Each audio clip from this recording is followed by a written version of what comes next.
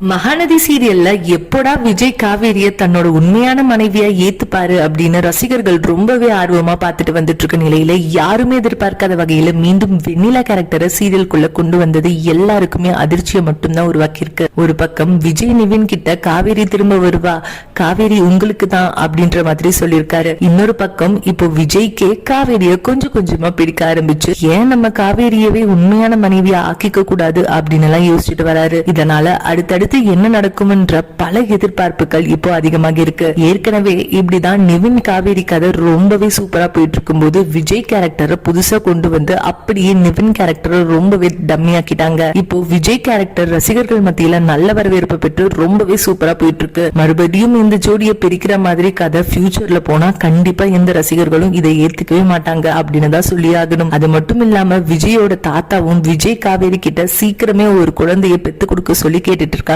ஆனா இவங்க கான்ட்ராக்ட் வேற அடுத்த சில எபிசோட்ல முடிவுக்கு வர போற மாதிரி ரீசெண்டா காவேரி சொல்லிருந்தாங்க. இதனால மகாநதி சீரியலோட எக்ஸ்பெக்டேஷன் பயங்கரமாக இருக்கு. சோ பார்க்கலாம் சீரியல்ல அடுத்து என்ன நடக்க போகுதுன்னு. விஜய் காவேரி ஜோடி சேருமா இல்ல பிரியுமான்னு இந்த வீடியோவை பார்த்துட்டு இருக்க நீங்க மகாநதி சீரியல்ல உங்களுக்கு எவ்வளவு பிடிக்கும் அப்படின்ற உங்களுடைய கருத்துக்களை கீழே உள்ள கமெண்ட் செக்ஷன்ல ஷேர் பண்ணுங்க. இந்த வீடியோ பிடிச்சிருந்தா லைக் பண்ணுங்க, ஷேர் பண்ணுங்க. மேலும் இது போன்ற பல செய்திகளை தெரிஞ்சுக்க நம்ம சின்ன திரை 360 சேனலை மறக்காம சப்ஸ்கிரைப் பண்ணிக்கோங்க.